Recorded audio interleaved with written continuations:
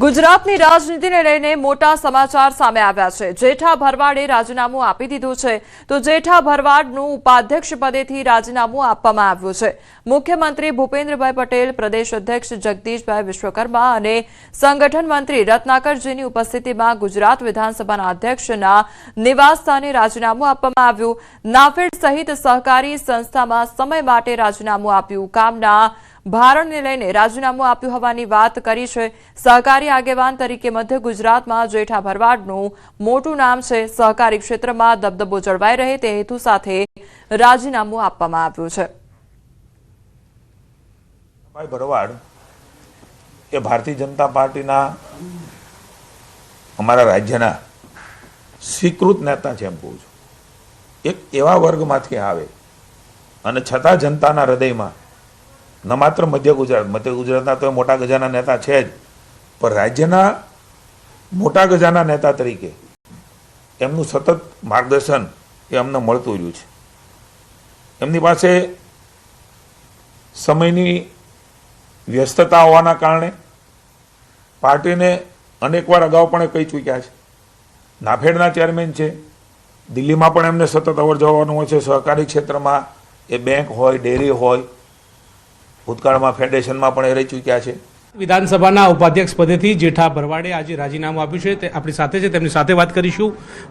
કોઈ સમાચાર નહીં, કોઈ વાત નહીં, ડાયરેક્ટ રાજીનામું અને બ્રેકિંગ ચલાવવા પડી રહ્યા છે। આવું કારણ શું કે એકાએક રાજીનામું આપવું પડ્યું? રાજીનામું આપવાનું કારણ છે સ્વેચ્છાએ મેં આપ્યું છે। મારી ભારતીય જનતા પાર્ટીના એક કાર્યકર્તા તરીકેની મારી ફરજ છે અને ભારતીય જનતા પાર્ટીએ મને જે અત્યાર સુધી આપ્યું છે એ મારા માટે બહુ મોટું છે। 2 ટર્મ સુધી મને ડેપ્યુટી સ્પીકર તરીકે રિપીટ કર્યો, એ પણ અત્યાર સુધી ગુજરાતના ઇતિહાસમાં પ્રથમ બનાવ છે। અને જે પાર્ટીમાં હું 6 ટર્મથી ધારાસભ્ય છું, કોઈ પણ વાદ વિવાદ વગર મેં 6 ટર્મથી ધારાસભ્ય તરીકે પણ કામ કર્યું છે, ડેપ્યુટી સ્પીકર તરીકે કામ કર્યું છે, નીમાબેન આચાર્ય હતા એમની સાથે પણ કામ કર્યું છે, શંકરભાઈ સાથે કામ કર્યું છે। એટલે મારે એમની સાથે પણ કોઈ વાદ વિવાદ નથી થયો કે કોઈ વ્યક્તિ સાથે, કોઈ પાર્ટી સાથે કે કોઈ અધિકારી સાથે કોઈ પણ પ્રકારના વાદ વિવાદ સિવાય સંપૂર્ણ રીતે સ્વસ્થ દિલથી, મનથી વિચારીને માનનીય મુખ્યમંત્રી, પ્રદેશ પ્રમુખ, અમારા સંગઠન મંત્રી બધાની સાથે ચર્ચા કરીને પછી મેં નિર્ણય લીધો છે। મંત્રીમંડળનું વિસ્તરણ થયું ત્યારે પણ એવું હતું કે ઉપાધ્યક્ષ પદેથી જેઠાભાઈ રાજીનામું આપશે અને એમને મોટી જવાબદારી પણ મળે, આ પ્રકારની પણ વાત હતી। પરંતુ આ હવે બધું પતી ગયું છે અને રાજીનામું આપ્યું છે। મારું એટલા માટે જ છે કે મારી કોઈ અપેક્ષા જ નથી। મને જ્યારે આપ્યું ત્યારે મેં કોઈ અપેક્ષા વગર મને પાર્ટીએ મારામાં વિશ્વાસ કરીને આપ્યું હતું। ત્યારે બધા જે વાતો કરતા હોય તે પણ હવે તમે બોર્ડ જોશો વિધાનસભાનું તો ડબલ રિપીટ કોઈ નથી મારા સિવાય અત્યાર સુધી। નેક્સ્ટ કોઈ રિપીટ થાય તો વાત જુદી છે, પણ ભારતીય જનતા પાર્ટીએ મને સેકન્ડ ટાઈમ પણ ડેપ્યુટી સ્પીકર તરીકે રિપીટ કર્યો, ધારાસભ્ય તરીકે પણ મને ટિકિટ આપીને ચૂંટાયો। એટલે ભારતીય જનતા પાર્ટી જે કહે અમારે કરવાનું હોય। સંગઠન બાકી છે, ટીમ બાકી છે, તો ટીમમાં ક્યાંય સ્થાન તરીકે તમે જોઈ રહ્યા છો? આમ તો સંગઠનમાં કામ નથી કર્યું, પણ આ બી એક જવાબદારી મળે તો નિભાવશો, શું કરશો અને કેવી રીતે જોઈએ? કારણ કે સત્તાની સેમીફાઇનલ રીતે સ્થાનિક સ્વરાજ્યની ચૂંટણી પણ આવી રહી છે। બિલકુલ સાચી વાત છે, એ પાર્ટીનો વિષય છે। પાર્ટી જે નિર્ણય લેશે એ પાર્ટીનો છે, પણ હું તો આમ તો સંગઠનનો કાર્યકર્તા જ નથી, હું તો કામ કરવાવાળો કાર્યકર્તા છું। એટલે મને જવાની કોઈ ઈચ્છા જ નથી, કોઈ માગણી પણ નથી, પરંતુ પાર્ટીનો જે નિર્ણય હશે શિરોમાન્ય હશે। અન્ય કોઈ બીજી જવાબદારી જોઈ રહ્યા છો ખરા સહકારીમાં? અત્યારમાં એવી કોઈ જવાબદારીનો ભાગ મેં જોયો નથી ને વિચારતો પણ નથી, પણ મને એક જ મારું કામ છે કે પાર્ટી મને જે કામ આપે એ ઈમાનદારીપૂર્વક કામ કરું।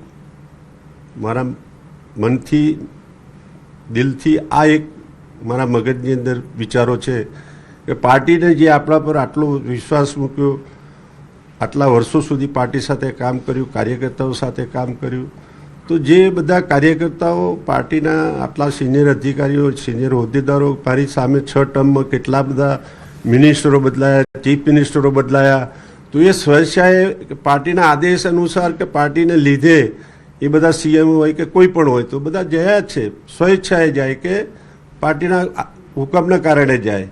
તો પાર્ટી જે કહે એ કરવાની માનસિકતા પૂરેપૂરી છે ને એમાં કોઈ પણ સંદેહ વગર મેં રાજીનામું આપ્યું છે, પ્રેમથી આપ્યું છે, સ્વખુશી આપ્યું છે, રાજી ખુશી આપ્યું છે. રાજકોટમાં ભાજપ નેતાના ઘરે ઝડપાયું છે જુગારધામ. ત્યારે ભાવનગરમાં ભાજપ નેતાના ઘરે પોલીસના દરોડા પાડવામાં આવ્યા છે. વર્તમાન કારોબારી ચેરમેનના પતિના ઘરે દરોડા પાડવામાં આવ્યા. 6 શખ્સોને 2,47,000ના મુદ્દામાલ સાથે ઝડપ્યા છે. 5 વ્યક્તિઓની પોલીસે ધરપકડ કરી છે, તો સિનિયર સિટીઝનને નોટિસ આપી મુક્ત કરવામાં આવ્યા છે.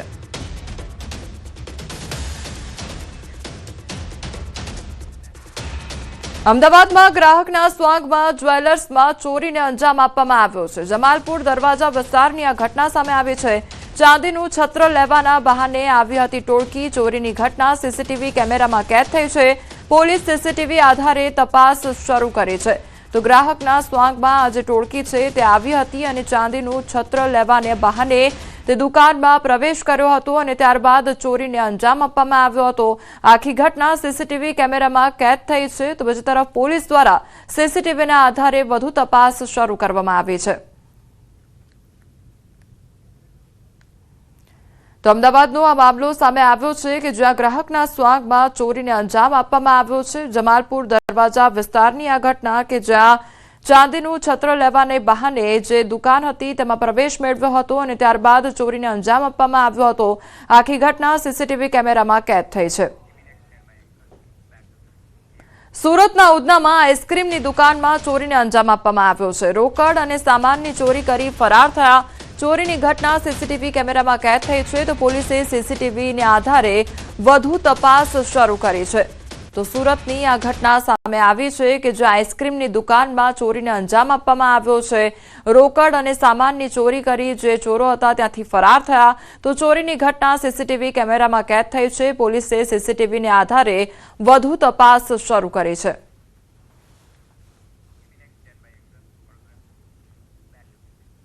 વડોદરાના વિદ્યાલયમાં થયેલી ચોરીનો ભેદ ઉકેલાઈ ગયો છે. ચોરીમાં સંડોવાયેલા 3 આરોપીઓ ઝડપાઈ ગયા છે. 16 ડિસેમ્બરના રોજ રાત્રે ચોરી થઈ હતી અને ધાબળા ઓઢીને આજે તસ્કરો છે તે આવ્યા હતા. તો આચાર્યની ઓફિસનું તાળું તોડી તસ્કરોએ 4.37 લાખની ચોરી કરી હતી. પકડાયેલ તસ્કરોને મનન વિદ્યાલય ખાતે લાવી ઘટનાનું રીકન્સ્ટ્રક્શન કરવામાં આવ્યું હતું. શિનોર પીઆઈ સહિત પોલીસ સ્ટાફ રીકન્સ્ટ્રક્શન સમયે હાજર રહ્યો હતો.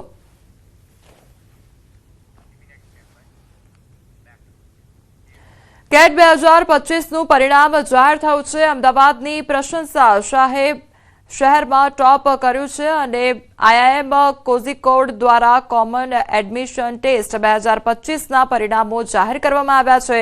તો દેશભરમાંથી આશરે 2.58 લાખ ઉમેદવારોએ 30 નવેમ્બરે યોજાયેલી પરીક્ષા આપી હતી. ગુજરાતમાંથી 12,000 વિદ્યાર્થીઓ પરીક્ષા આપી હતી.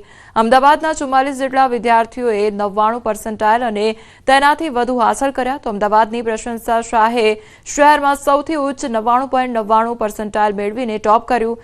આગામી તબક્કામાં આઈએમએસ દ્વારા શોર્ટલિસ્ટિંગ અને ઇન્ટરવ્યૂ પ્રોસેસ શરૂ થશે.